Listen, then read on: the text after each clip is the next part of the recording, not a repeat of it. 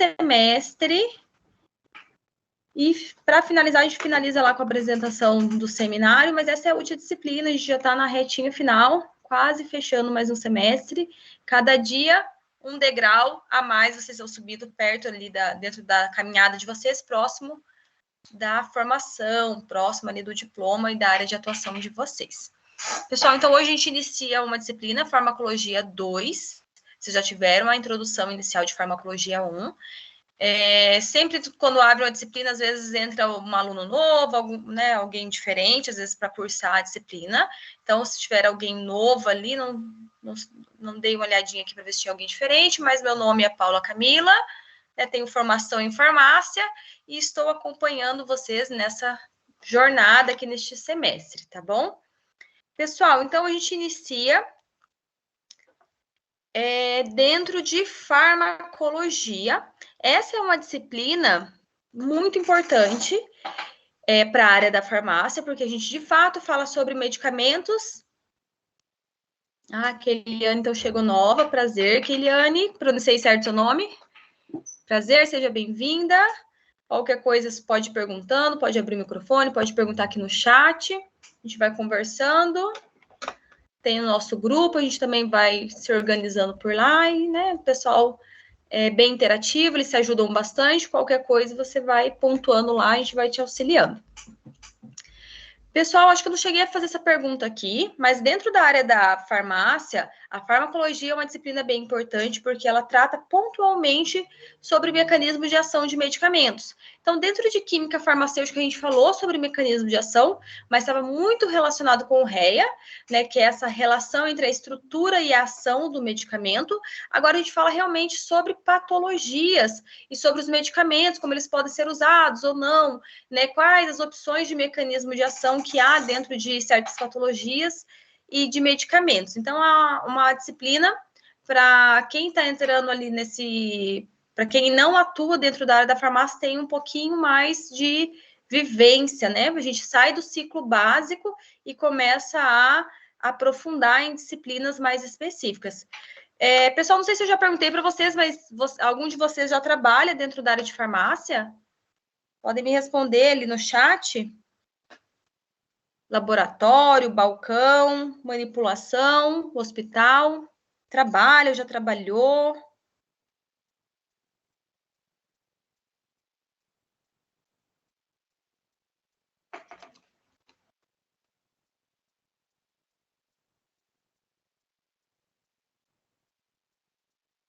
A Adriele trabalha em laboratório de análises clínicas, bem específico. A Lana é balconista, bastante tempo balconista, Lana. Glaucia também trabalha no balcão.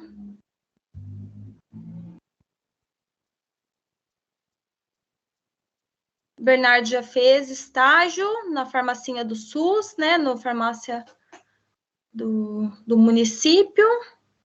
Sandra também é balconista. A Alana já há 15 anos. Nossa, veio só pegar o diploma, Alana? O balcão aprende bastante coisa, bastante vivência. A Aline também trabalhou como balconista.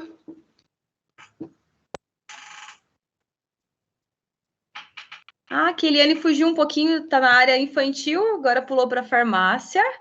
Mas tem essa área de licenciatura dentro de farmácia também, de repente ali, sempre bom para quem já tem didática, atuar formando outros profissionais. Glaucia também tem 20 anos de balcão, Sandra tem 28. Gente, já tem pessoas aqui que só veio buscar o diploma mesmo, gente? Que bom. Então, do que a gente vai falar hoje, vocês já tiveram farmacologia 1, a farmacologia 2 é um pouquinho mais aprofundado, então na farmacologia 1, vocês conversam sobre mecanismo de ação, sobre farmacocinética, como que funciona de uma forma geral. Então, quando a gente toma um medicamento Y, X, Ah, ele vai ser absorvido, ele vai ser primeiro digerido, absorvido, vai para a corrente sanguínea e tudo mais. Então, vocês entendem a farmacodinâmica e a farmacocinética de um medicamento. Específico não, aleatório. Aqui na 2, a gente vai falar pontualmente, né, sobre áreas, sobre atuações, sobre patologias e possíveis tratamentos dentro desses medicamentos. Então, a gente aprofunda um pouquinho mais. Para o pessoal que já tem uma bagagem bacana de balcão, vamos ver que tem nomes ali muito comuns, né, do dia a dia. É bacana que agora a gente começa a entender, né, principalmente quem atua no balcão, tem muitas coisas que a gente vê ali de forma empírica no balcão, que as coisas vão acontecendo. Agora você começa a entender o porquê, né? O porquê que às vezes o médico conciliava um medicamento com o outro, por que ele optava por um, optava por outro, por que às vezes a pessoa tomava determinado medicamento e sentia um mal-estar, com o outro não. Então, na vivência, às vezes o balconista vai fazendo essas adaptações, ele sabe dizer, olha, esse medicamento, um exemplo, a gente vai falar sobre medicamentos para constipação. Então, ali na vivência, conforme essa experiência e as conversas com os clientes, com os pacientes, né, cliente e paciente, vocês vão tendo essa noção de, esse medicamento aqui dá cólica e esse aqui não. Então, agora a gente vai entender por que um vai dar cólica e por que o outro não. Muitas vezes a gente não tem esse conhecimento, não são todos, né, os balconistas que às vezes têm tempo e disposição de estar indo ali sempre na bula, vendo o mecanismo de ação, vendo efeitos adversos. Então, agora a gente vai entender de uma forma geral, tá bom? Então, farmacologia. Vamos só relembrar o conceito de farmacologia, né, do início, que é a área da ciência que ela estuda os efeitos que as substâncias químicas de origem natural ou sintética são capazes de produzir em um sistema biológico. Então, é a área que vai estudar como que essas substâncias vão interagir com o sistema biológico, né? Então, ele vai entender ali sobre farmacocinética, principalmente farmacodinâmica. Há um princípio dentro da farmacologia, aonde ele diz que essas substâncias naturais ou químicas, elas precisam estar ligadas para poder exercer a função, estimular uma ação ou inibir uma ação, que é sobre ligante e receptor. A gente conversou bastante sobre na química farmacêutica a respeito. Aqui dentro dessa disciplina, a gente vai vendo por etapas, né? Ele vai abordando cada tópico ali, ele vai abordando uma região, uma área em específica. No tópico 1, já vou compartilhar com vocês aqui o livro, ele vai falar sobre fármacos que atuam sobre o sistema digestivo. Então, vão ter vários fármacos e para situações diferentes. Vocês lembram quais são os órgãos que compõem o sistema digestivo? Pode escrever aqui para mim no chat, não precisa ser todos, tá? Lembra de algum?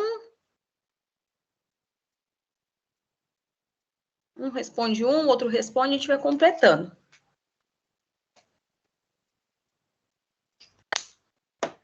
Vou compartilhar aqui o livro para a gente já iniciar com o livro.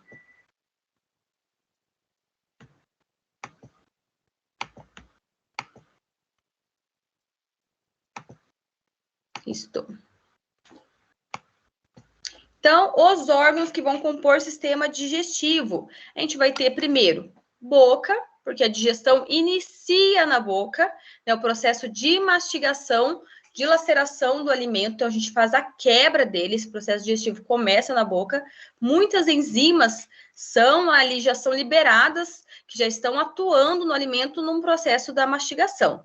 O segundo órgão, seguindo a sequência, a gente vai ter, a Lana respondeu para a gente ali, a faringe. Isso mesmo, então a faringe, ela vai fazer essa conexão da boca, né? Então ela vai descer. Então, boca, faringe. Antes ainda do estômago que a Lana colocou para a gente vai ter um outro canal que vai conectar ambos, né? Então, boca, faringe, tem aquele canal bem comprido que é o nosso esôfago. Então, o esôfago vai conectar faringe com estômago. Então, ali no estômago, levou o alimento, ali também está acontecendo o processo de digestão, quebra, né? Então, está acontecendo a quebra, e aí, depois dessa quebra, ele é dispensado para o próximo órgão. Então, a gente vai ter ali intestino delgado, intestino grosso e o ânus, já na eliminação, né? Então, a gente vai pensar de medicamentos que vão atuar dentro desse sistema. Então, a gente está falando sobre o sistema digestivo, vai atuar dentro desse sistema. Então, pode ter ali diversas funções, diversas causas. Então, vamos às principais patologias a qual acomete o sistema digestivo. A gente vai ter ali refluxo gastroesofágico, a gente tem úlcera nos estômagos, é muito comum no estômago ver úlcera, é uma patologia bem comum de se ver no balcão. A gente vê úlcera do duodenal, não só gástrica, lesões mucosas, prisão de ventre, diarreias, intoxicações. Então, são todas patologias que vão acometer, de uma forma geral, o nosso sistema digestivo. Então, aqui dentro dos medicamentos que a gente vai falar sobre o sistema digestivo, ele vai abordar essa unidade 1 e o tópico 1 sobre os ácidos pépticos, ele vai abordar sobre a emese, sobre a diarreia e sobre a constipação. São essas principais patologias que a gente vai abordar e vai falar sobre os medicamentos que vão atuar nessas situações, né? Então, principalmente ali quando a gente falar de diarreia e constipação, vão ter ali mecanismos de ação diferente, né? Em uma a gente quer prender, né? A gente quer segurar um pouco a ação, e outra situação, a gente quer soltar no intestino. Porém, sempre pensando em efeito adverso. Então, ele vai ter uma ação no momento, mas e a longo prazo? Qual o prejuízo que esse paciente vai ter? Então, sempre vai colocar na balança, sabendo que é um medicamento químico, que ele vai atuar dentro do nosso sistema biológico, dentro da conformidade normal, e isso pode alterar depois alguma coisa, né? Alguma ação pode acontecer. Mas, então, os medicamentos sempre vão agir dessa forma. Deixa eu só ver ali a pergunta da Aline. Amanhã não tem aula, Aline. Amanhã é feriado, não tem encontro no Teams para a gente programado, tá bom? Aí, a aula, novamente, a gente tem quinta e sexta que vem. Lembrando que na quinta, a gente vê um primeiro momento ali, né? O início da aula, a gente vê farmacologia 2. Depois, a gente faz a reposição da o último conteúdinho que faltou ali, a gente abordar de química farmacêutica. Então, para quem está repondo só farmacologia 2, né, é só iniciar a aula na quinta, que já acompanha, e depois quem não faz química farmacêutica, já terminando ali o primeiro momento, pode sair do encontro, permanece só o pessoal da química farmacêutica para a gente finalizar o último conteúdo. Então, vamos lá no livro. Vamos repassar.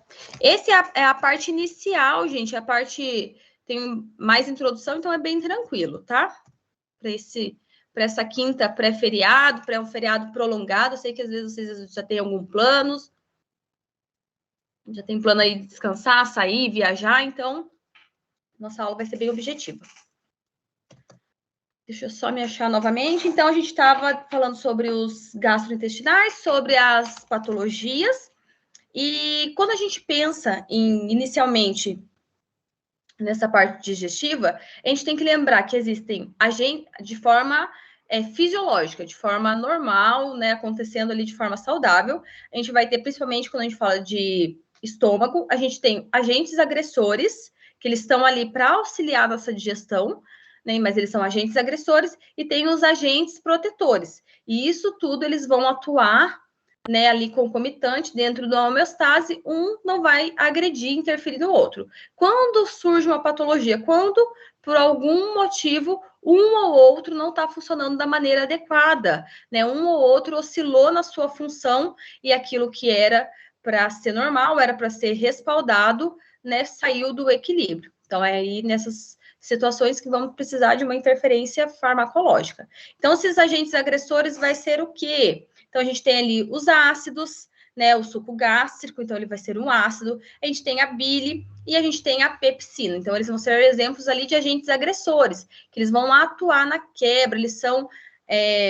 tem características ali, o ácido tem essa característica corrosiva.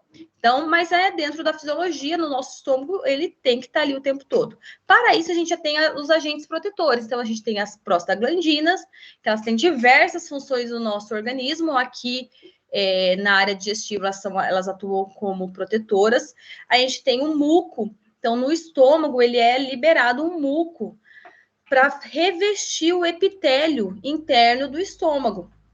Então, ele faz um revestimento desse muco fisiológico para que o ácido não fique em contato direto com esse tecido epitelial, porque as células vão ser frágeis, né? Ela vai ter corrosão se ela ficar de forma direta. Então, esse muco, né, ele vai revestir e vai fazer essa proteção frente ao ácido, né, frente ao suco gástrico. A gente tem bicarbonato sendo liberado ali, né, de forma endógena e fisiológica para neutralizar esse ácido. Então, também como forma de homeostase, então o estômago está cheio, precisa de digestão, tem uma alta liberação de H+, e o bicarbonato fica estacionado. Depois que tem ali o esvaziamento gástrico, então o bicarbonato já tem uma liberação maior, porque agora não tem por que aumentar a concentração de ácido, então ele neutraliza um pouco. Quando esse ácido, né, vai ficando exacerbado, a liberação de H+, então ele tem esse controle, né, para não sair da normalidade. E vai ter ali mecanismos regenerativos, fluxo sanguíneo, todos atuando de forma geral. Aqui o livro traz uma curiosidade que é interessante a gente pontuar. Aqui ele fala para a gente assim, a maioria, que é cerca de 90%, então de fato é a maioria, das úlceras pépticas são causadas pela infecção da bactéria Helicobacter pylori, que é a H. pylori, né? Muito comum nos balcões de farmácia a gente vê essa H. pylori.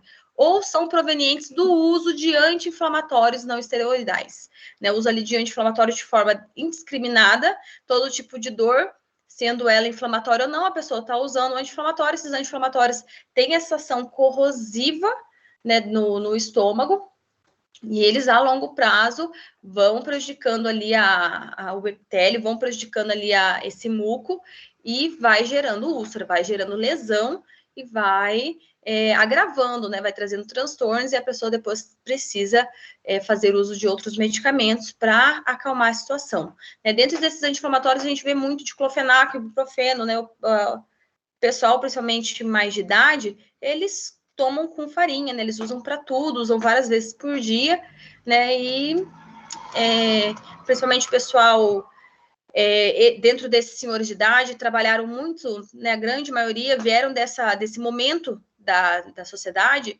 onde muito trabalhador de roça, muito trabalhador de serviço pesado e não tinha os cuidados necessários. Então, a grande maioria desses idosos tem desgaste ali das cartilagens, da coluna, sofrem de alguma patologia ali, normalmente na parte motora, e é crônico, né? A maioria das vezes não cabe cirurgia, é algo que eles têm que ir lidando, então eles fazem uso desses anti-inflamatórios de forma indevida, desses diclofenacos, torcilax, eles tomam ali várias vezes, e isso depois vai gerando problema no estômago.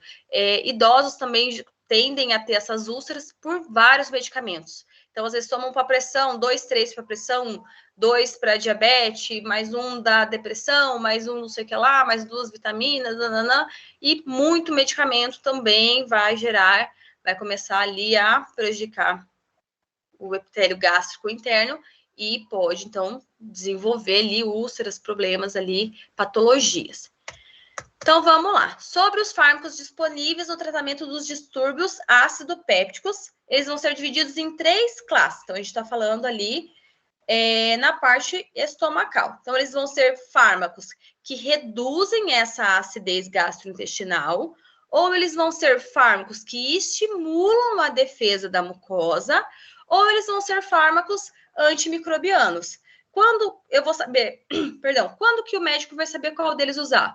Vai depender da situação pontual de cada paciente, da sua queixa, do seu diagnóstico, né, do que foi dentro dos exames clínicos, físicos, do que foi que o médico ali submeteu esse paciente, no que chegou ele vai usar desses medicamentos.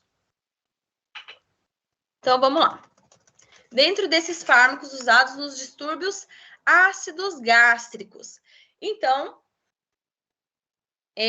nessa primeira situação, quando a gente tem um distúrbio de acidez no nosso estômago. Então, inicialmente, aqui o livro traz para a gente esse processo de digestão que a gente comentou, né? Então, é extremamente importante essa fase inicial da digestão, que começa na boca, com a trituração, com a dilaceração desse alimento, porque isso vai poupar tempo lá no estômago, vai facilitar a ação desses ácidos, né, sobre esse alimento e vai, né, otimizar essa digestão. Então, vamos falar, né, de certa forma, que esse estômago vai ficar um tempo menor com essa acidez alta, né, fazendo a digestão. Então, isso auxilia de forma, né, a digestão acontecer ali de forma mais eficaz, mais otimizada.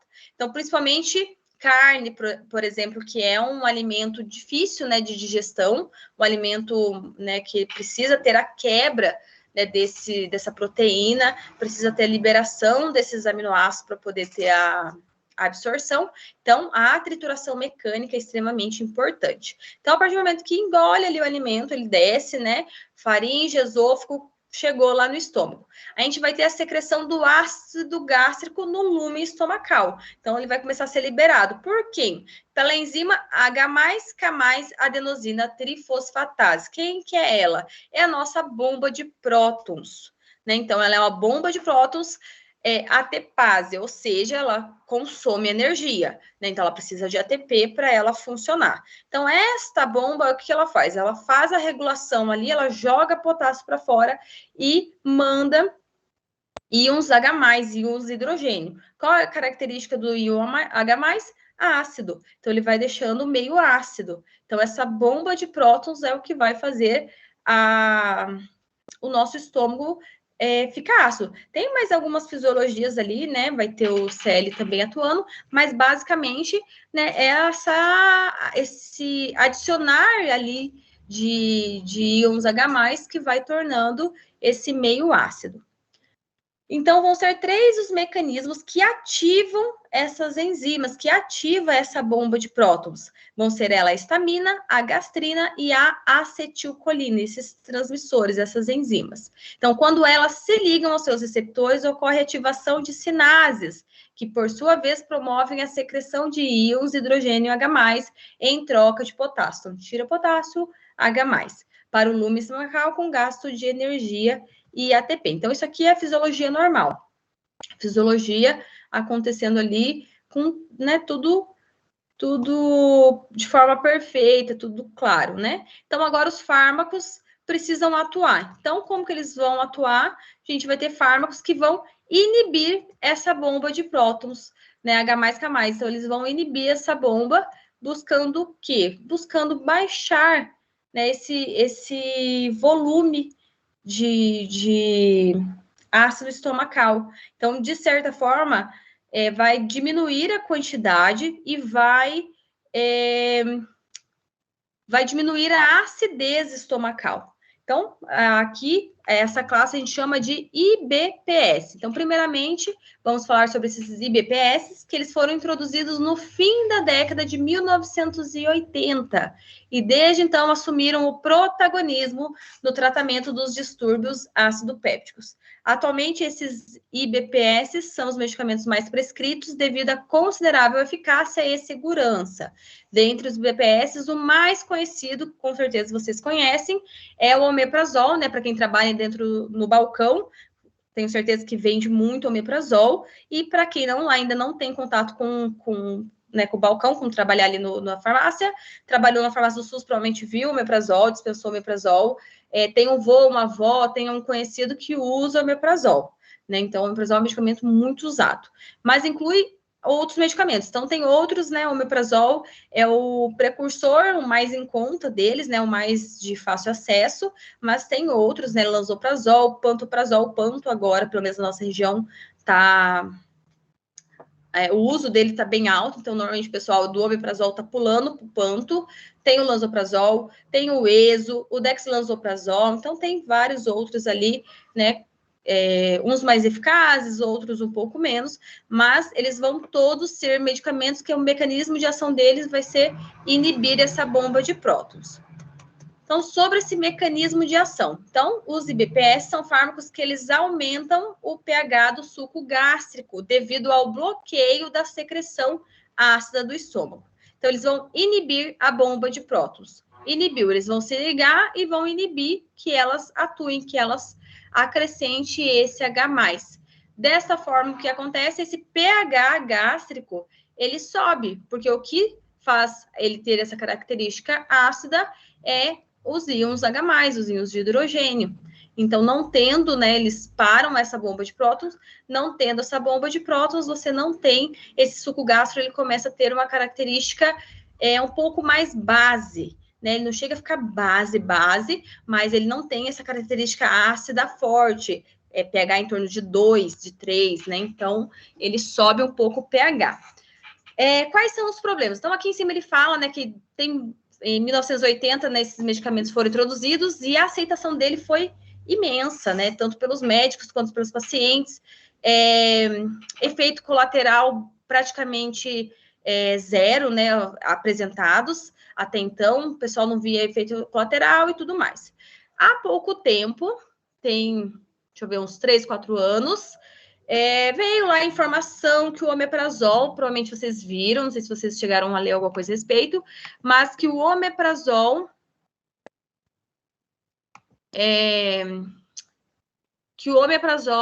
que eles correlacionaram o uso do omeprazol contínuo, e normalmente quem usa o omeprazol usa contínuo mesmo, a gente brinca que ele entra para a família. Então a pessoa usa ali há 5, 6, 8, 10, 15 anos e segue tomando, porque normalmente já é uma pessoa idosa, a grande maioria que toma esses protetores gástricos já são idosos, já fazem uso de diversos medicamentos, então o médico inclui um IBPS para auxiliar, né, para que não tenha ali a formação de úlceras. Então, ele inclui um medicamento desse. Os outros medicamentos já são patologias crônicas, então é uma diabetes, é uma hipertensão,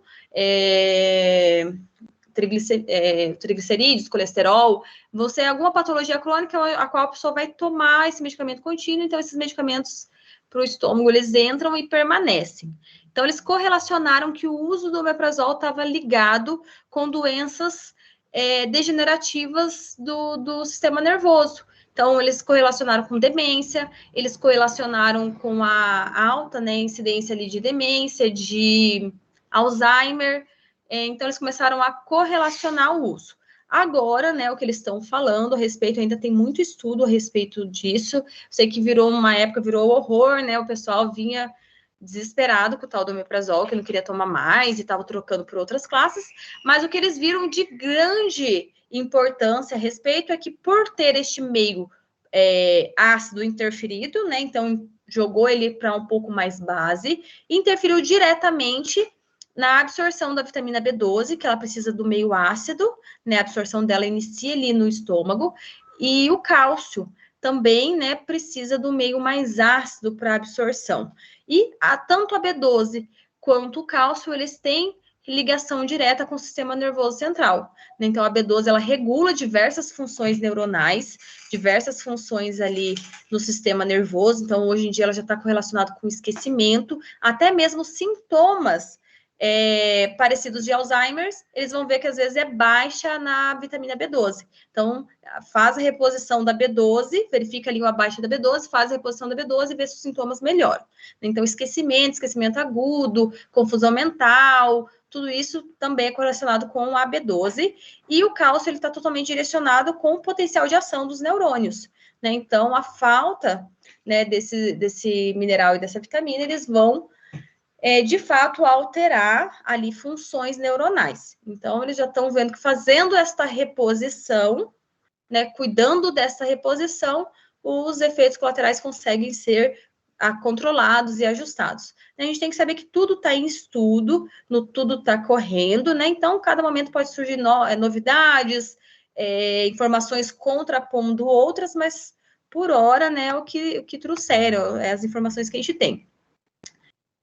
Deixa eu só responder a pergunta da Tainara, que agora eu vi ela aqui no chat, e era uma questão que eu queria ter respondido no início, eu acabei esquecendo de falar para vocês.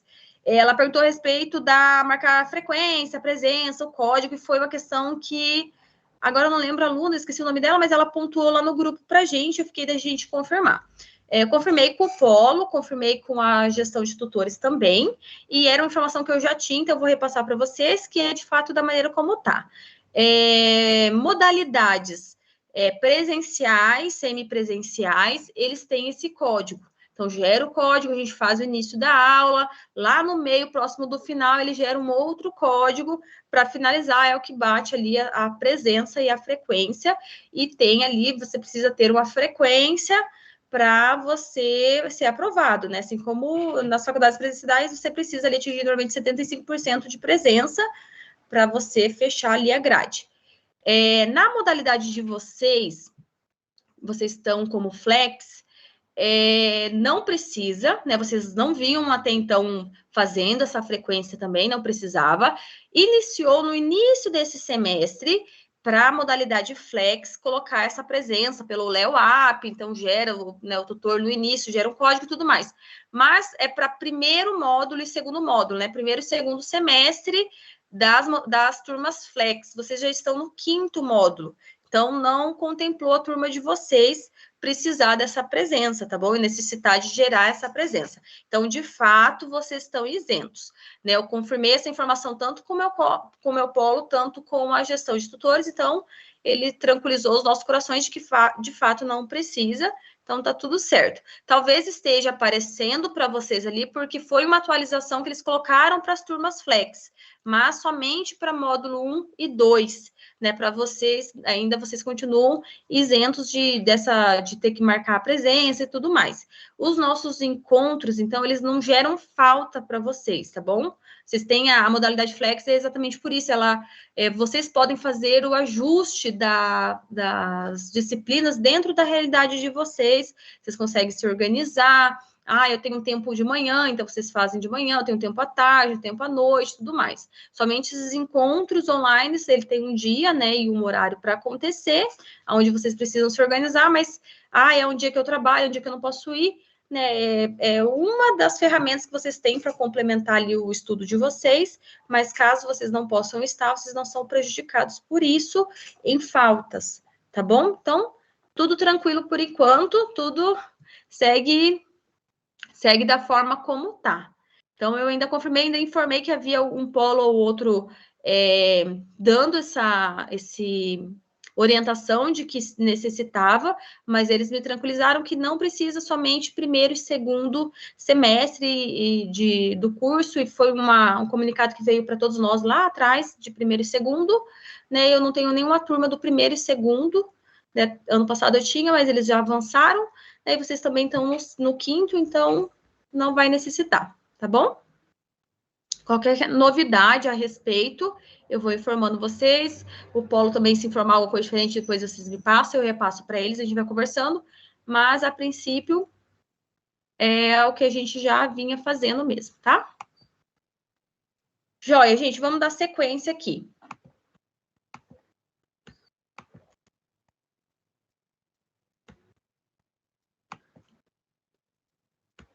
Só um pouquinho, isso.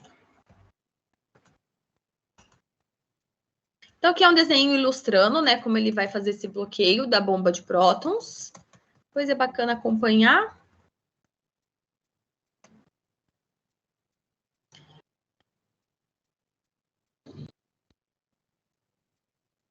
Deixa eu ver aqui que tinha interessante. Todos são eficazes por via oral. Tá, então esses medicamentos, esses IBPS, são eficazes, eles são usados por via oral. A indicação, né, deles é 30 minutos tomar em jejum.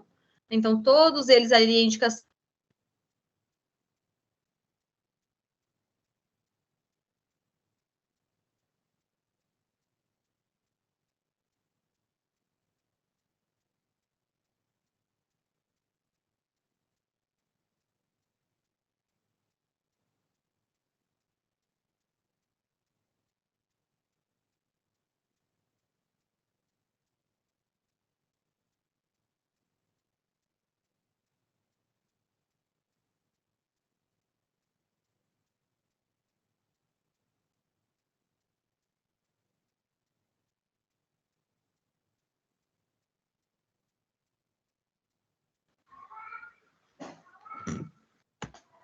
caiu, pessoal. Acho que agora retornou. Estão me escutando bem?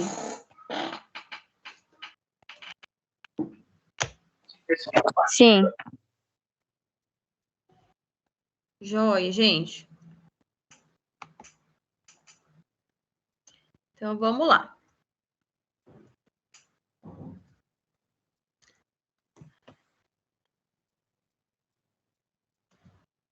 Então, aqui, entre os efeitos adversos, vai ser essa absorção reduzida, se trata de cálcio, B12, então, indica-se a reposição ao longo prazo, né, sempre fazer as dosagens, e com relação às interações medicamentosas, então, esses BPs, eles podem interagir com outros medicamentos. Então, não é aconselhável associar o omeprazol e o esomeprazol em pacientes que usam clopidogrel, pois os IBPs podem reduzir a eficácia do clopidogrel, uma vez que inibem a sua conversão em um metabólito ativo. Né, o que a gente vê, na grande maioria, é os médicos pedindo para tomar ele de forma espaçada. Né? Então, toma o omeprazol, espera um tempo e toma os outros medicamentos, né? Mas é difícil quando eles mudam a classe. Outra coisa que é interessante a gente pontuar sobre esses inibidores da bomba de próton é que eles são bastante seletivos, né? Então, eles vão interagir ali nos receptores muscarínicos e nos histamínicos, né? Específicos do estômago, então eles são bastante seletivos e a ligação deles é irreversível. Então, quando eles se ligam ali à bomba de prótons, então eles inibem a ação dela e eles vão falar, de certa forma, eles danificam ela. Então, essa bomba de próton, ela não vai haver esse deslocamento e ela volta a ter ação. Então, ela fica ligada ali, então ela é inutilizada e descartada e uma nova bomba é ativada. Então, por isso que o seu efeito é mais prolongado, né? Porque ele danifica, de fato, essa bomba. Outra classe, outra forma, né, de agir vai ser os antagonistas, que vão ser os bloqueadores de receptor de histamina H2. Então, os bloqueadores de H2 foram introduzidos nos anos de 1970 e eram os fármacos mais prescritos no mundo, antes de vir os inibidores de próton, né, para as doenças ácido-pépticas naquela época. Contudo, com a descoberta do papel da H. pylori nas doenças ulcerosas, em conjunto com o advento dos IBPs, o uso dos bloqueadores H2 foi reduzido ano após ano. Então, quando bloqueamos a ligação de histamina aos receptores H2, ocorre redução na secreção do ácido gástrico. E os fármacos mais usados dessa classe atualmente incluem a cimetidina, ranitidina, nizatidina e famotidina. Cimetidina e ranitidina eram medicamentos muito vendidos antigamente, né? Antes do omeprazol, mas não tão antes assim, né? Vamos colocar uns 15 anos atrás, uns 20 anos atrás, eles ainda tinham boa aceitação, ainda haviam bastante prescrição para esses medicamentos. Hoje em dia é muito pouco, né? Muito baixa a saída desses medicamentos. Vez ou outra o médico opta por associar ele junto num tratamento, mas é muito difícil, ele coloca somente um medicamento dessa classe, né? E a grande maioria ele vai optar pelos inibidores da bomba de prótons, mas, né, às vezes a gente vê muita cimetidina sendo usada em refluxo, em algumas situações pontuais, mas, né, antes dos IBPs, eles eram ali a linha de primeira escolha, eles eram os medicamentos da linha de frente.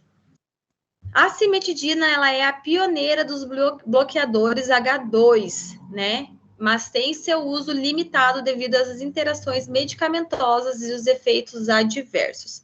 Então, sobre o seu mecanismo de ação, ela atua bloqueando seletivamente os receptores de H2 do estômago. Então, elas são antagonistas competitivos reversíveis da histamina nas células parietais e suprimem a secreção do ácido basal e estimulado pela alimentação de forma linear e dose dependente. Então, eles também são altamente seletivos, não bloqueiam os receptores H1 ou H3, então somente o H2 no estômago, promovem diminuição da concentração de pepsina e do volume de secreção gástrica.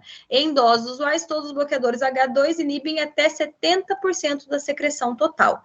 Então, diferente dos inibidores de próton, que eles tendem a subir um pouquinho o pH, os antagonistas do H2, eles vão diminuir o volume né, desse ácido gástrico. Então, ele vai diminuir o volume do suco gástrico ali para diminuir as reações, né, que ele pode estar agindo, para auxiliar numa cicatrização ulcerosa, para auxiliar ali numa recuperação. Então, ele vai diminuir essa quantidade, né?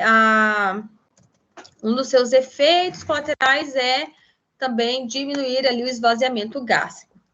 Os antagonistas do receptor H2 são fármacos bastante seguros e os efeitos colaterais ocorrem em menos de 3% dos pacientes. Dentro desses 3 vão ser, dentro deles, diarreia, constipação, cefaleia, fadiga e mialgias. Por último, temos os antimicrobianos, né? Então, a gente está falando de ácido pépticos, daí a gente tem antimicrobiano. Quando que os antimicrobianos vão ser opção de escolha para uma úlcera, né? Para um problema gástrico. Então, com ali a descoberta da bactéria H. pylori, elas precisou-se, né, ter uma forma, um conjunto, né, de medicamentos ali, um medicamento, né, num padrão ouro que ele traz para poder atuar de forma específica e direta. Então, esses antimicrobianos, eles não vão agir no ácido gástrico, eles não vão interferir no pH, eles não vão alterar o volume, né? Então, a escolha deles é quando tem infecção bacteriana. Então, às vezes, a pessoa está sentindo dor, queimação, fundura no estômago, faz a endoscopia, né, vê ali úlceras, né, pépticas, porém elas não são adventas de medicamentos, né, as outras causas. Elas vão ser causadas por bactéria, a H. pylori. Então, elas vão precisar agora de um tratamento antimicrobiano. Então, o tratamento considerado padrão ouro inclui um IBP, comumente omeprazol ou pantoprazol, ou lansoprazol também, associado a amoxicilina e claritromicina. Então, é aquele coquetel, né? Normalmente as marcas já vêm pronto. Tem o Pyloripaque, tem alguns aí pelos balcões, que ele já vem pronto, o coquetel já vem pronto, ali assim a cartelinha já vem a dosagem, é a dosagem de 12 em 12, então ele tem que tomar 4 comprimidos pela manhã, então normalmente inicia ali com um desses, com um medicamento desses inibidores de prótons, então vai ser omeprazol, pantoprazol, lansoprazol também, eu não lembro qual a marca agora, mas ela já vem com lansoprazol. Depois tem a amoxicilina, normalmente são 2 comprimidos de amoxicilina, ele usa uma dosagem de 1000 miligramas, são 2 de 500, e a claritromicina. Então, já vem assim, na cartelinha, um ladinho escurinho, um ladinho clarinho, que o clarinho é representando o dia, então a pessoa toma aqueles 4 comprimidos pela manhã, de 12 em 12, então se você optou por tomar 9 da manhã, 9 da noite, 10 da manhã, 10 da noite, e depois vai tomar esse coquetel à noite. Então, é uma pancada de antibiótico, né, para poder resolver. Já viu que o tratamento somente com um antibiótico, então somente com uma dessa classe, não resolve. Pelo contrário, a chance de piorar é muito alta, porque ele vai criar resistência, essas bactérias vão criar resistência, não é o suficiente para a eliminação, né, da bactéria,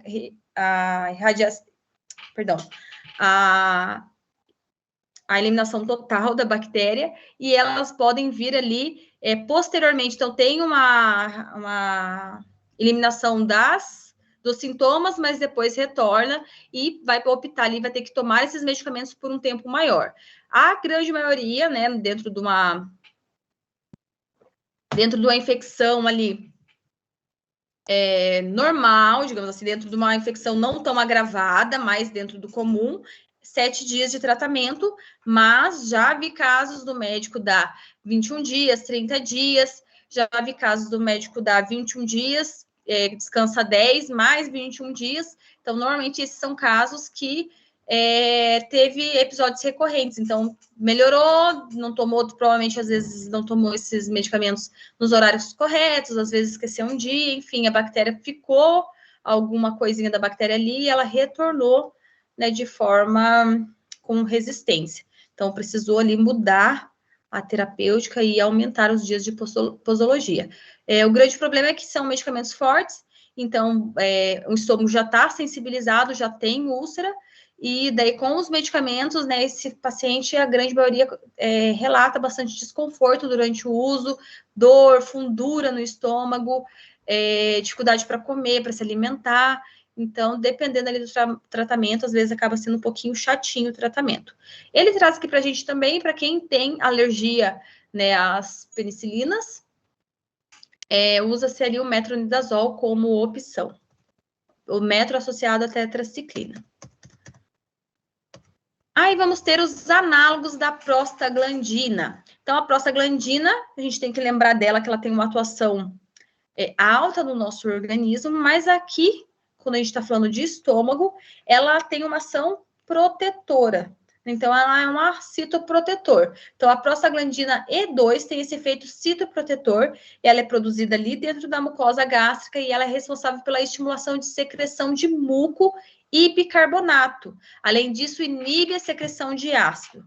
Então, ela vai atuar como uma ativadora da proteção. Então, ela vai estimular para que o muco seja secretado. Então, para que seja secretado uma quantidade maior. Então, ela atua na forma de proteção. Ela atua liberando esse bicarbonato para regular a acidez, né? A taxa de acidez, poder subir um pouquinho o pH desse ácido para que ele não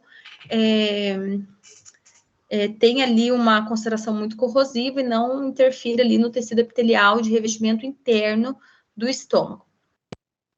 O déficit de prostaglandina pode estar relacionado com a formação de úlceras pépticas. A gente tem ali o fármaco misoprostol. Eu não lembro se alguém falou que trabalha na área de hospital.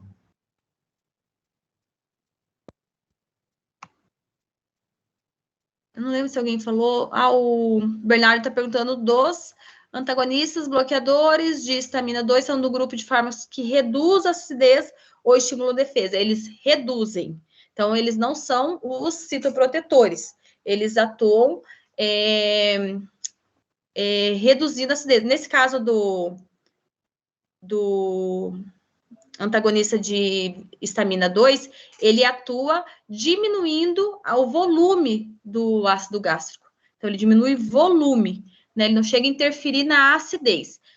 Os inibidores da bomba de prótons influenciam na acidez. Os bloqueadores os antagonistas ali de receptor de histamina H2, eles atuam no volume gástrico, né? E agora a gente vai falar sobre as prostaglandinas, que eles vão atuar estimulando a defesa. Então, eles vão liberar muco, tem liberação de muco. Então, a gente estava falando aqui de um exemplo, o exemplo vai ser o misoprostol, né? Não vi ali, não lembro se alguém falou que trabalha dentro da área hospitalar. Ele é um medicamento que ele tem ação, né, de citoprotetora, estimula ali a liberação da prostaglandina. E2, mas lembra quando a gente falou da prostaglandina, que ela tem essa ação generalizada, né, no nosso organismo, atua em diversos momentos. Então, hoje o misoprostol, ele é usado, né, ele não é tão usado dentro dessa área de estômago, gástrico, né, ele é basicamente usado para induzir partos. Então, quando chega ali no hospital, a mulher em trabalho de parto, né, a prostaglandina, ela tem essa ação de contração uterina, ela estimula a contração uterina, né? Então, ele é administrado, vai administrando dosinhas ali para poder auxiliar no trabalho de parto. Então, hoje em dia, esse medicamento, o uso dele está relacionado junto com gestantes, com partos, né? Com essa parte de contração, quando tem tem um aborto, precisa fazer uma limpeza uterina, é administrado ele. Então, a grande maioria é usado nessas situações. Em outros casos, ele é bastante contraindicado para gravidez quando não está em trabalho de parto, porque ele pode gerar um aborto, né? Então, se não estiver no tempo ali correto e usar ele, digamos que para essa indicação gástrica, ele pode estimular ali as contrações uterinas e ter ali um aborto, né? E chegar ali o bebê vir prematuro. Protetores da mucosa, citoprotetores. Então, a gente tem o sucrafato e o subacilato de bismuto, que são os principais exemplos.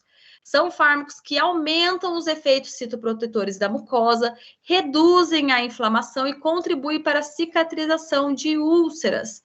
Então, o sucrafato, a gente tem ele na linha comercial como o sucrafilme. É o exemplo mais específico dele, e ele é um citoprotetor. Então, ele vai atuar, ele forma como se fosse um gelzinho, né, em reação no nosso organismo, e ele atua otimizando esse nosso muco interno gástrico.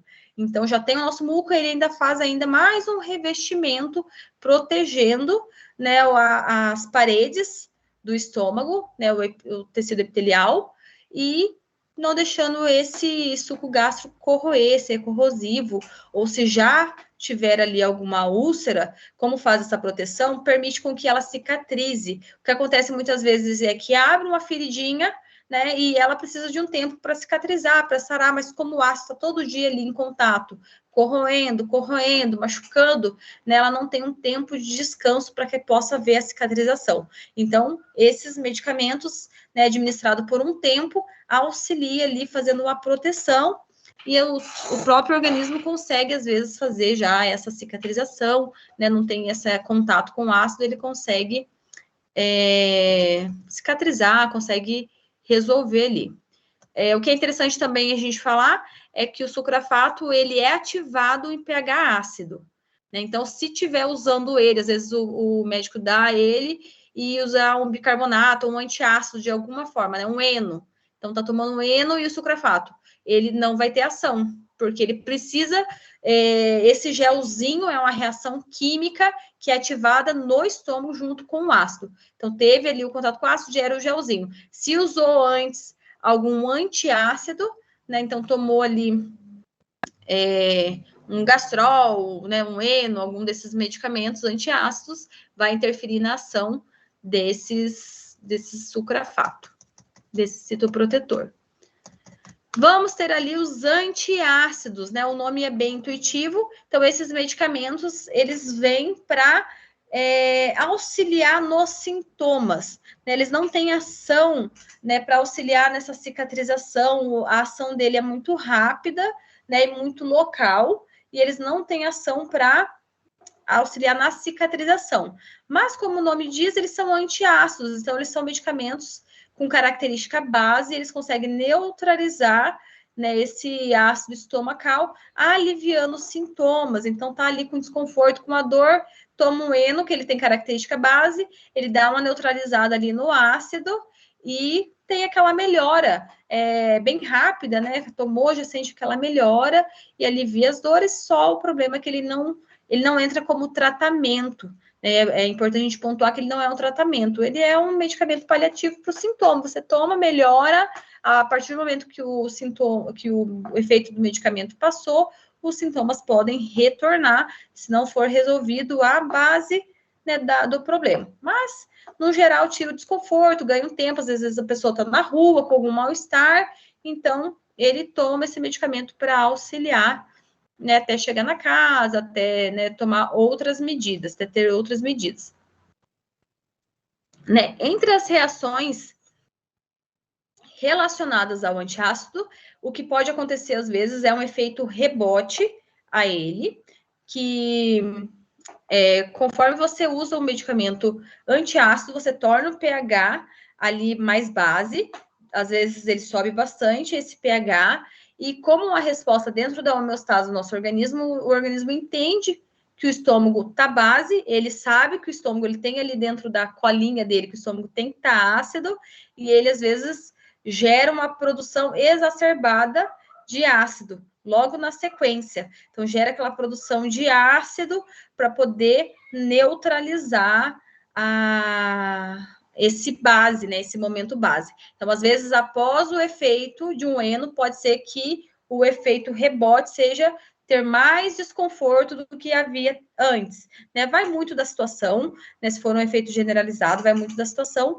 mas pode acontecer esse efeito rebote do medicamento. Outra atenção que ele dá é o uso prolongado, então você vai manter o pH base, vai interferir ali nas absorções, principalmente de cálcio, né? Então, precisa desse balanço, né? Precisa ter esse controle, esse equilíbrio. Agora a gente entra nos fármacos antieméticos, né? Dentro dessas interações de fármacos com o sistema digestivo, a gente vai ter os fármacos antieméticos. Então, antes de iniciar nossa conversa sobre os fármacos que atuam sobre a sensação de náusea e vômito, a gente precisa entender o que são esses fármacos antieméticos e vamos entender um pouco sobre o mecanismo de gatilho de vômito. Então, vão ter ali os principais mecanismos envolvidos com a emese, só relembrar. Então, a gente tem o centro do vômito, né, que está lá no tronco encefálico do nosso sistema nervoso central, então ele vai estar lá no tronco encefálico, onde há alta expressão de receptores muscarínicos M1, histamínicos H1 e de serotonina 5-HT3. Então, esses receptores, eles vão atuar no centro de vômito. Tem a zona de gatilho quimiorreceptora do sistema nervoso central, rica em receptores D2, que são os dopaminérgicos, receptores opioides, que vão atuar também dando esse gatilho de emese. Tem o sistema vestibular, que é o da labirintite, né? Lá no sistema nervoso central, mas lá dentro do aparelho auditivo, que está envolvido com a cinetose, que é a doença do movimento, que é a labirintite, que é essa doença de, né, o receptor ali, onde ele precisa ajustar, né, fazer esse ajuste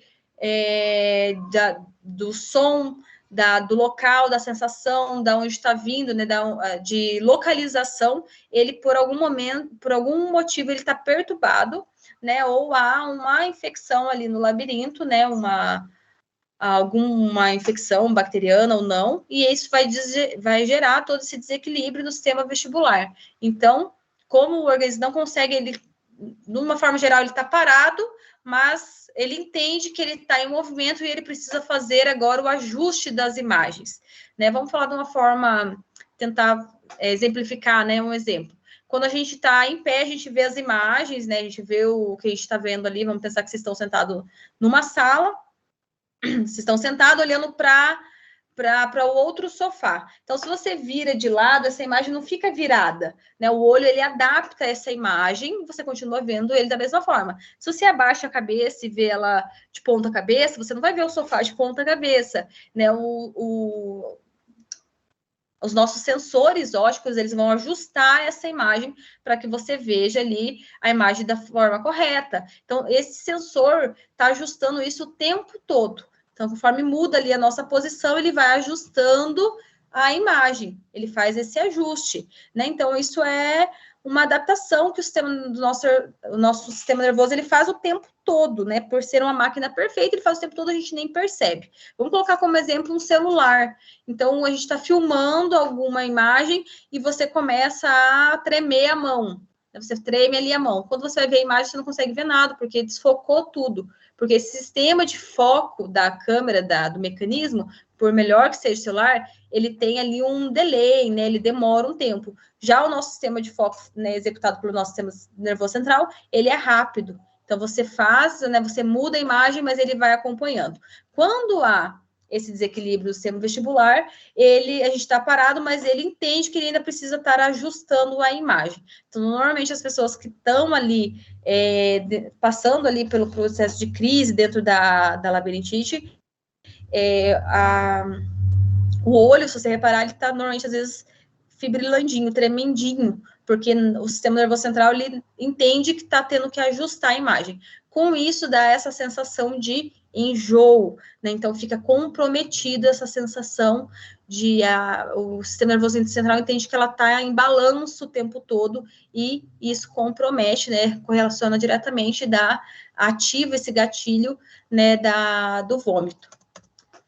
E vamos ter, por fim, os nervos do trato gastrointestinal, que são ricos em receptores 5-HT3. A gente tem que lembrar que o vômito, né, ele é um mecanismo de defesa. Então, ele pode ser ativado tanto de forma endógena ou exógena. Então, por algum motivo interno, o nosso organismo pode querer ativar, né, esse gatilho para o vômito, ou, né, a gente se alimentou e tem algo aí naquele ali, o organismo detectou que há alguma coisa estranha ou que há bactéria, como mecanismo de defesa, ele indica assim, não coloque isso para dentro, né? Olha, isso aqui está contaminado, ou tem alguma coisa aqui que eu não reconheci direito, não vou nem deixar isso aqui descer, porque tem uma coisa errada. Então, ele já gera esse vômito buscando uma defesa, buscando proteger, né, nos proteger, então ele já coloca para fora. Por isso que vômito e diarreia são situações que a gente não corta de imediato,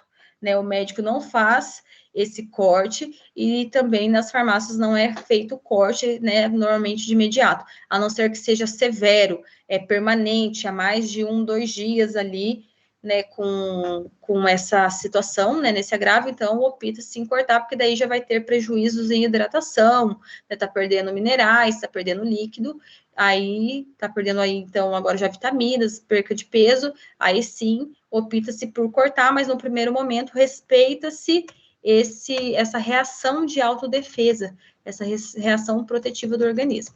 Então, dentro desses mecanismos, sabendo que tem esses mecanismos para ativar a emese, vão ter os mecanismos de ação dos medicamentos. Então, dentro deles vão ter os bloqueadores dos receptores 5-HT3, então eles vão ser antagonistas seletivos desses receptores e vão apresentar potente ação antiemética devido ao bloqueio dos receptores 5-HT3 no centro do vômito, ali na zona de gatilho quimiorreceptora e nos nervos aferentes do trato gastrointestinal. Então, ele vai pegar quase que todas as ações ali, os centros onde pode desenvolver onde pode dar esse vômito. Então, ele vai agir nesses receptores e vão ter 3 locais de ação. Então, ele tem uma ação bastante conhecida. Quem são esses medicamentos? Ondansetrona, tropcetrona, ganicetrona e outros. Qual que a gente foca aqui? Ondansetrona, né? É um medicamento muito vendido nos balcões, né? O Vonal. A patente dele caiu, tem uns 2 anos que caiu, se eu não me engano. Então, tem diversas versões de similares, de genéricos, sendo comercializados. Antes, né, encontrava ali no Vonal, a marca que ficou muito conhecida foi o Vonal, mas é um medicamento de uma ação muito conhecida por ser, de fato, muito competente dentro do mecanismo de ação dele ali, realmente auxiliar cessando ali o enjoo. O bacana dele também é que a versão dele de administração é sublingual, porque muitas vezes quando a pessoa já está ali com o estômago embrulhando, você toma, às vezes, o medicamento, né, e o medicamento só de cair no estômago já volta, né, já dá aquele reflexo, aquele gatilho de vômito imediatamente. Então, por ele ser sublingual, então não cai ali no estômago diretamente e tem essa ação rápida. Então, a gente vai ter os fenotiazínicos, que foram os pioneiros e mostraram efeitos antieméticos eficazes que atuam pelo bloqueio dos receptores de dopamina. Então, quando a gente estudou lá os antipsicóticos, lembra que a gente falou sobre os fenotiazínicos, né, que a gente falou que a psicose, né, ela estava relacionada ainda, estuda-se muito sobre a psicose, mas ela estava muito relacionada pela alta expressão de dopamina. Então, muita dopamina sendo liberada, então eles viram que interferiam ali nas funções cerebrais normais. Então, eles vão funcionar ali como antagonista dos receptores dopamínicos, e eles veem que tem um efeito sedativo e antiemético. Então, consegue controlar o enjoo, o vômito. Só que eles são pouco usados. Vocês vão ver, né? Quem está atuando no balcão vê que eles são pouco usados para vômito. Né? Tem outras indicações, por eles atuarem também em receptores H1, H2, eles têm uma ação também antialérgica, então, às vezes, é sedativa. Então, como antiemético, são pouco o uso deles, né? São poucos médicos que usam dessa forma. Um grande exemplo que a gente tem deles é a prometazina, que é o Profergan. Também bem conhecido, bem difundido ali nos balcões. Outra classe, os butirofenonas. Então, também são fármacos antipsicóticos que possuem efeito antieméticos devido ao bloqueio aos receptores dopaminérgicos, né? Mas muito pouco você vê ele sendo usado como antiemético. Então, pensa, são os medicamentos que têm ação em sistema nervoso central, em receptores de dopamina, então eles vão interferir dentro das ações neurológicas, e aí o médico vai usar um medicamento desse para controlar o vômito, sendo que tem outras opções, né, que fazem esse controle sem ter ação no sistema nervoso central. Então, a gente sempre busca resguardar o sistema nervoso central, né, porque qualquer medicamento que faça uma interferência ali, né, o centro de comando vai repercutir em outras áreas. Então, eles são usados para outros momentos, a não ser situações específicas dentro de área hospitalar, que os médicos optam por usar esses medicamentos. Temos ali as benzamidas, que vai incluir a metoclopramida. A metoclopramida foi muito usada também. Hoje em dia também é o Plasil, né? Hoje em dia está mais em desuso, caiu um pouquinho no desuso, né? Por conta desses outros medicamentos mais novos e com uma ação um pouquinho, ação mais moderna, mas foi um medicamento de ampla escolha. A referência, né? O nome de marca referência Plasil também ficou muito conhecido. Mães conheciam ali de cabeça esse nome. Também são receptores, sua mecanização também vão ser antagonistas receptores dopaminérgicos no centro do vômito, só que eles não têm essa ação no sistema nervoso central tão prejudicial, então são medicamentos ali, eles têm aquela tarja de que precisa a apresentação da receita, mas não precisa de retenção. Aí vamos ter os antagonistas de receptores de neurocilina, apresentam efeitos antieméticos modulados pelo bloqueio central dos receptores de neurocinas 1, e temos os de associação de fármacos antieméticos. Então, frequentemente, os antieméticos são usados em associação para potencializar seus efeitos ou reduzir a toxicidade. Então, a gente vê muito esses medicamentos sendo usados de outras maneiras, né? Então, aqui a gente viu os anti-histamínicos, como a difenidramina, podem ser administrados com doses altas de metoclopramida, a fim de reduzir as reações extrapiramidais. Enfim, são medicamentos que eles vão ser usados ali, associados para adquirir outra ação, ou interferir em outros medicamentos. Ainda sobre, finalizando já, tá, gente? Ainda sobre nosso sistema gastrointestinal, a gente vai ter os fármacos que são antidiarreicos e depois os fármacos que vão ser para constipação.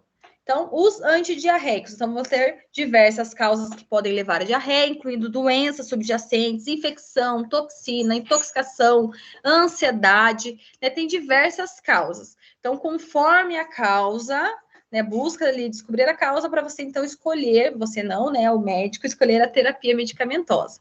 Então, o quadro varia desde um pequeno desconforto até uma emergência que exige hidratação e reposição de eletrólitos por via endovenosa. As alterações fisiopatológicas dos episódios diarreicos incluem o aumento da motilidade do trato gastrointestinal, aumento das secreções e redução da absorção de líquidos com consequente perda de eletrólitos. Então, esses medicamentos, eles vão atuar, eles podem atuar dessas três maneiras. Ou então, eles vão...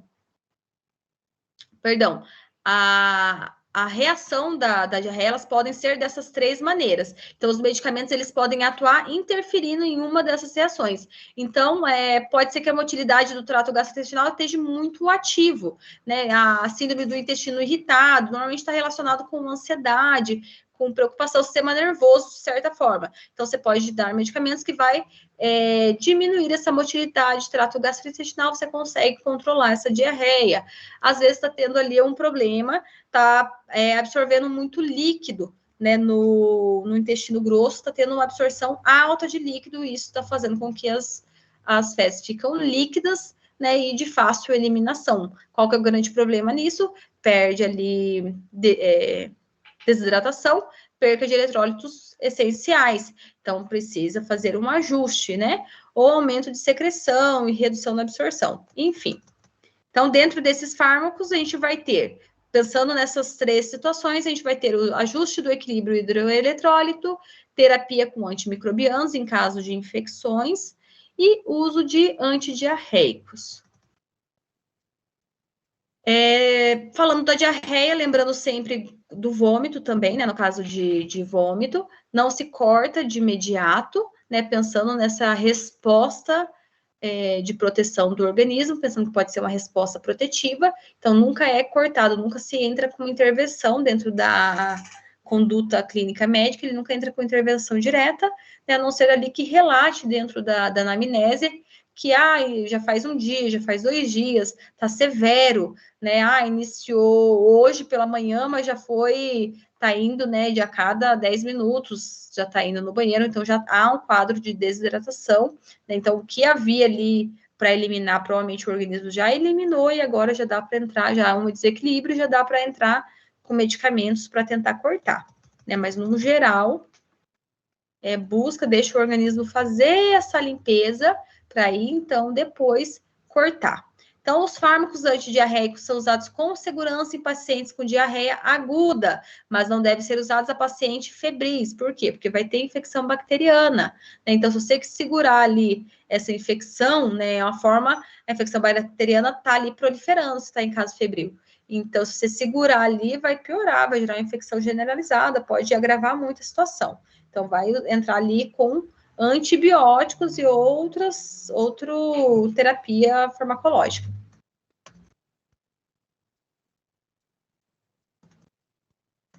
Então, os antidiarreicos consistem em fármacos com mecanismo de antimotilidade, né? Então, tá com a motilidade muito ativa, vai interferir nesses medicamentos, adsorventes e modulação do transporte de água e eletrólitos. Então, os fármacos antimotilidade, um exemplo dele vai ser a aloperamida, o Imosec, muito conhecido, né? Então, ele vai interferir na motilidade, vai cortar ali, diminuir essa motilidade do trato gastrointestinal, cortando a diarreia. Ele é um medicamento bem baratinho, bem difundido, bem conhecido, muito usado, mas precisa ter um cuidado muito grande com esse medicamento, porque ele tem um grande risco do intestino ficar condicionado a esse medicamento, ou o intestino ele ter esse efeito de redução da motilidade, trato gastrointestinal, e agora passar a ter problemas ali de constipação. Então, ele é um medicamento para ser usado de forma pontual, usual, né? Usou ali porque ele pode ter efeitos a longo prazo. Vamos ter ali medicamentos adsorventes, o hidróxido de alumínio e o metilcelulose são adsorventes utilizados no manejo de diarreias. Então, acredita-se que eles atuam adsorvendo toxinas intestinais e ou micro-organismos, criando um mecanismo de proteção ao revestir a mucosa intestinal. Né, tem eficácia questionável e pode prejudicar a absorção de outros medicamentos e nutrientes. Então, esses medicamentos aqui são pouco usados. Fármacos que modificam o transporte de líquido e eletrólitos. Então, um exemplo é o salicilato de bismuto, atua diminuindo a secreção de líquidos no intestino. Seu efeito parece ser decorrente ao revestimento protetor que ele produz. Então, ele diminui ali essa eliminação de água, né, conseguindo deixar essas fezes um pouco mais consistentes. Por último, fármacos laxativos. Então, eles vão ter mecanismos diferentes, né, áreas de atuação diferentes. Então, os laxantes, eles são usados para os episódios de constipação. Então, o intestino já está parado, já está com uma baixa motilidade. Então, esses medicamentos, ao contrário, né, do anterior, ele tem o objetivo de acelerar essa motilidade de trato gastrointestinal, e acelerar esse efeito do intestino. Uma vez que os laxantes aceleram o trânsito intestinal, podem alterar a absorção de fármacos que são poucos absorvidos e de fármacos que têm liberação retardada, prolongada. Quando usados de forma crônica, podem promover desequilíbrios eletrólitos, risco de dependência, enfim. Então, os fármacos laxativos são fármacos que eles vão ser usados numa emergência, eles vão ser usados, no caso, quando há vários dias que esse intestino está parado, quando, de repente, está fazendo uso de medicamentos específicos que prendem o intestino, né? Então, tem ali dentro de ações quimioterápicas, tem ação, às vezes tem ação laxativa e tem ação de constipação, então, dependendo da ação, vai precisar usar o do medicamento, né? Mas eles são para ação pontual. Eles tendem esses laxativos, o trato gastrointestinal, conforme você usa um medicamento laxante, ele tende a ficar cada vez mais lento. Então, ele acelera, né, o medicamento, enquanto está sob a ação do medicamento, ele acelera essa motilidade, porém, ao fim da reação do medicamento, ele tem um efeito que ele ricocheteia, ele retorna, às vezes, mais lento, fica mais lento, condicionando esse indivíduo a sempre estar buscando desses medicamentos laxativos. Então, ele tem que ser uma alternativa pontual, né? Os fármacos laxativos, eles são uma alternativa pontual, a pessoa viajou, o intestino ficou ali por questões emocionais, né? Tem toda uma relação, ele travou, então agora precisa usar um laxante, ficou 3, 4 dias sem ir ao banheiro, então vai precisar usar um emoliente, então vai usar de alguns medicamentos. O que é interessante a gente saber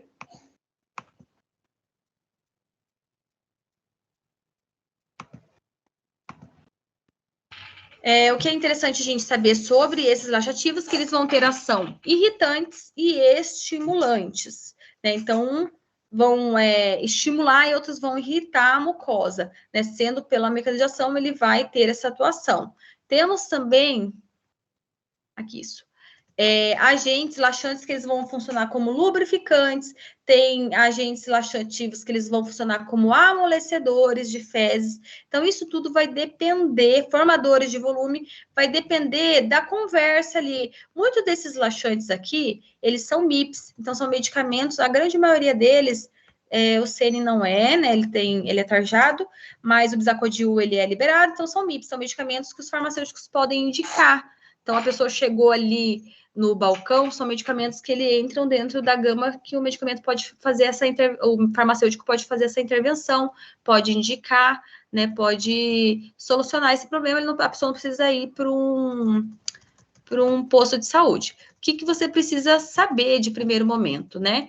Então, existem medicamentos a qual eles vão estimular essa função gastrointestinal, eles vão influenciar na mobilidade. Esses medicamentos que influenciam essa mobilidade, eles tendem a dar cólicas. Então, são medicamentos que eles têm ali um efeito, né, uma demora um pouco na ação deles e tendem a dar bastante cólica. Então, já é um indicativo, já é né, dependendo ali se é uma pessoa de idade, né, tem que cuidar bastante com esses medicamentos, porque eles são bastante sensíveis, então eles vão vai ser ali bem desconforto, né, vai gerar um desconforto para o paciente.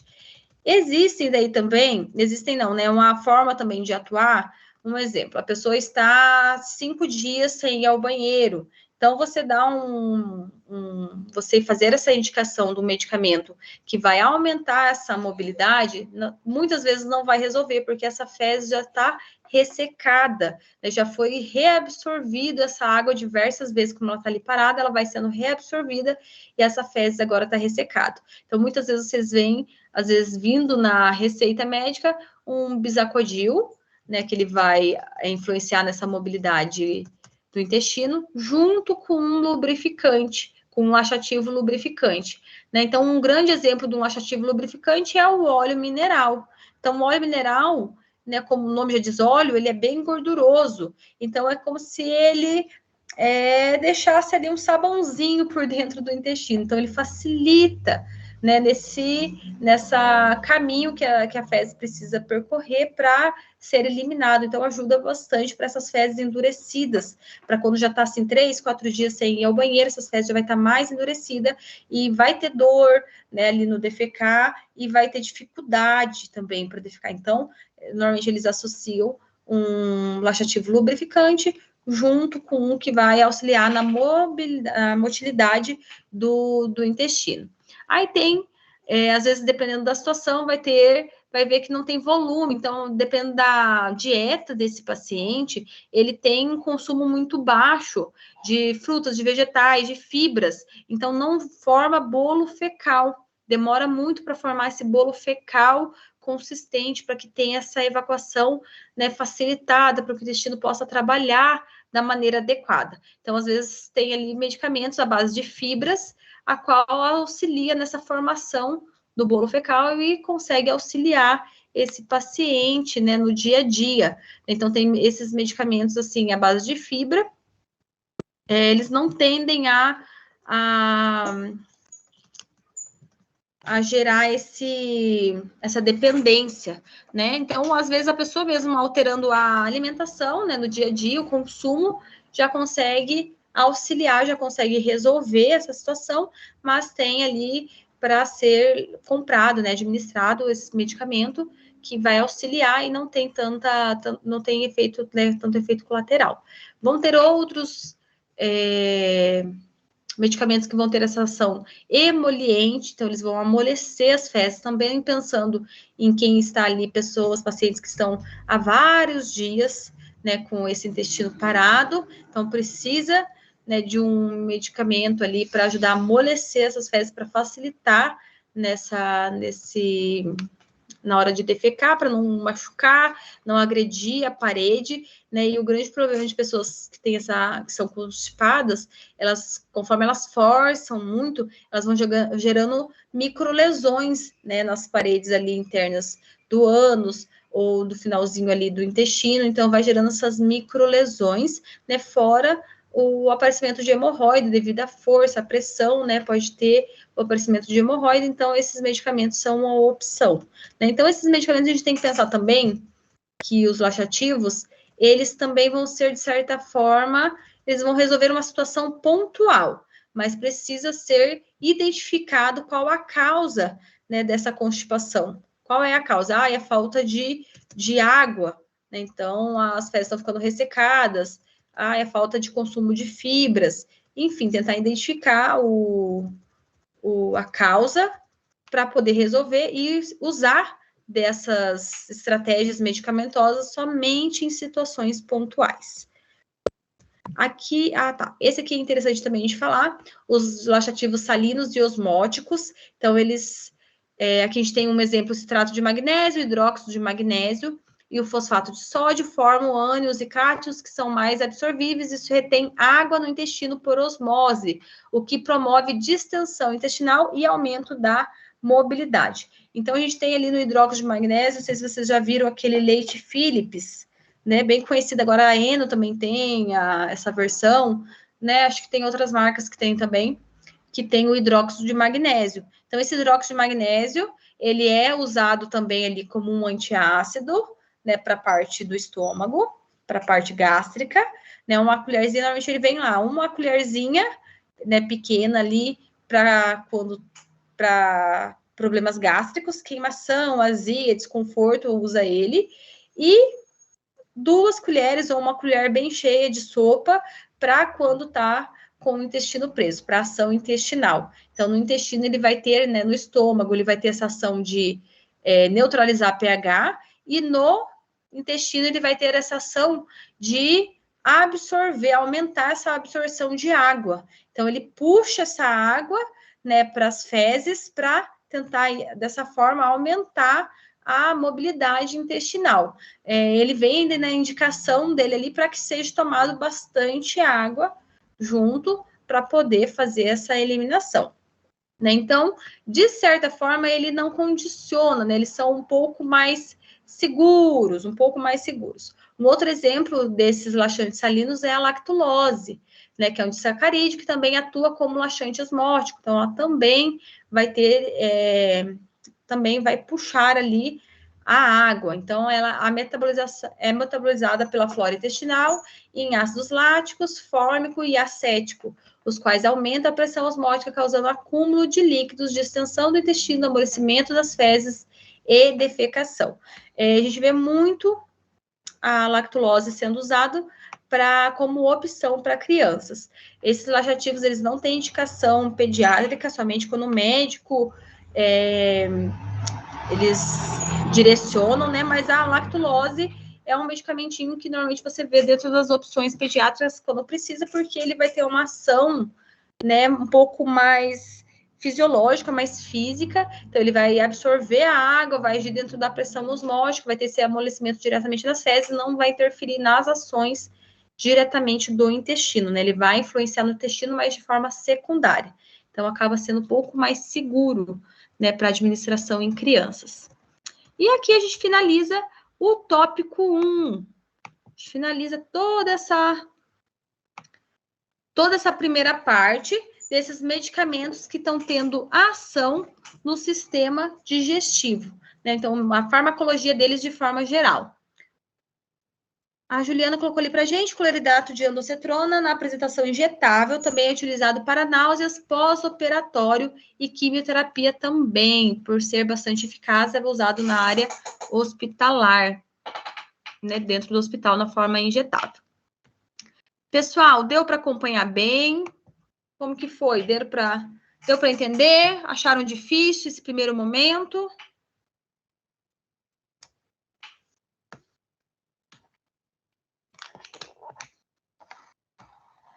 O que vocês acharam, gente? Tranquilo por enquanto? Tá dando para acompanhar? Essa disciplina, então, ela vai atuando por pedaços. Vamos abrir aqui, vamos para o próximo tópico, só para a gente dar uma olhadinha. Dar uma espiadinha nas cenas dos próximos capítulos. Então, depois também a gente vai falar sobre os fármacos antimicrobianos. Então, ele vai parte por parte, né, falando mecanismos principais aqui. Então, a gente vai falar sobre os antimicrobianos, os inibidores da parede celular, a gente vai especificando eles, né, dentro do tópico 2. Né? Então, dentro das patologias, como elas atuam e como os fármacos podem interferir, como que a farmacologia vai poder interferir. Tá bom, gente?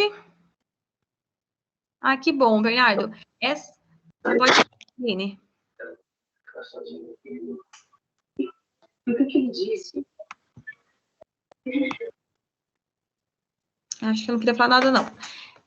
Então, é isso mesmo. Essa disciplina para vocês que estão na área da farmácia, né, para quem principalmente pensa em atuar em balcão, é uma disciplina bem interessante, ou para quem já atuou, né, tem bastante gente que atuou bastante tempo no balcão, né, tem muitas coisas que vão se responder quando vocês vão estudando essa disciplina, né, muitas coisas que vocês vivenciaram, tenho certeza que vocês vivenciaram ali no balcão, e ficava às vezes aquela interrogação, não sei por que é assim, só sei que é assim. Agora as coisas vão fazendo sentido, né, as pecinhas vão se encaixando e isso vai enriquecendo agora a atuação de vocês no balcão, porque vocês vão poder agora interferir de forma assertiva em medicamentos, às vezes dar uma orientação, uma indicação, às vezes o paciente vai vir ali, você vai fazer uma indicação, vai poder ali direcionar. Tem dentro desses medicamentos, deixa eu ver, os gástricos não, mas ali quando a gente falou dos antieméticos, quando a gente falou desses para diarreia, para constipação, tem vários deles que entram das classes dos MIPs, né, que são os medicamentos que não precisam de prescrição médica, né? Então, pensando em vocês como farmacêuticos clínicos que vão poder atuar, vão poder indicar, né, vão poder ali fazer uma análise desse paciente que chega para você, desse paciente cliente, né, que chega ali para você, você vai conseguir fazer muita indicação, muita interferência, muita intervenção, né, de forma lícita, né, vender os medicamentos liberados, mas vai conseguir auxiliar bastante.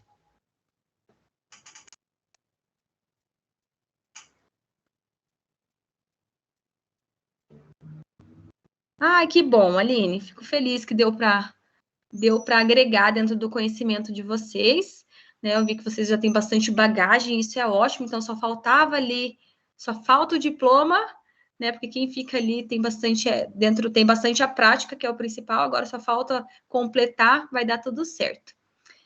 Pessoal, então por hoje a gente finaliza, a gente encerra a nossa aula, para vocês darem início no feriadão de vocês, aproveitarem bastante, descansar, separem um tempinho para estudar, matéria atrasada, que tiver aí, coloque em dia, separa um dia para estudar, e depois descansem bastante, relaxem, já é uma prévia das nossas férias, né, a gente vai ter um feriado bem prolongado, então já é uma prévia de um descanso das férias, aproveitem bastante, descansem, e quinta-feira de vem a gente se encontra, a gente faz o primeiro momento de farmacologia, segundo momento de química farmacêutica, e daí a gente dá sequência só em farmacologia, tá bom, gente?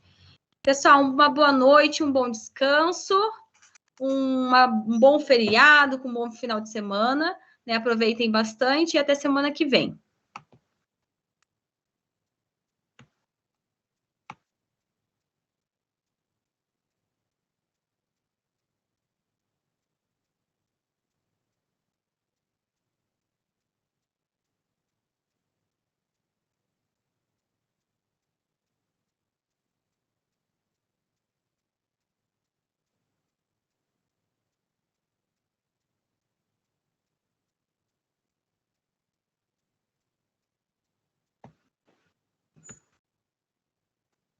Não foi, Bernardo, não foi ainda falado sobre a ordem, ainda não fiz ali, vou fazer um sorteinho para colocar a ordem.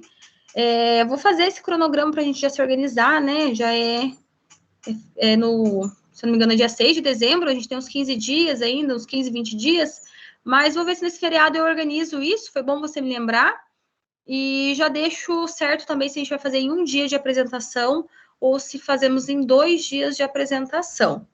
Né, vou ver ali como que vai ficar o cronograma certinho de quanto tempo para cada um, se vai ficar muito apertado, se não vai, né? Qualquer coisa eu coloco uma enquete também lá no grupo, porque a grande maioria das turmas que eu já fiz as tutorias com eles, eles preferem fazer um dia único e a gente vai até encerrar. Normalmente não passa muito do horário, não, mas a gente se estende e finaliza naquele dia. Mas a gente faz, às vezes, uma enquete lá, se a gente divide em 2, o pessoal prefere em um, e separa os horários, mais ou menos, que cada um vai apresentar, mais ou menos, né? E a gente vai se organizando, tá bom?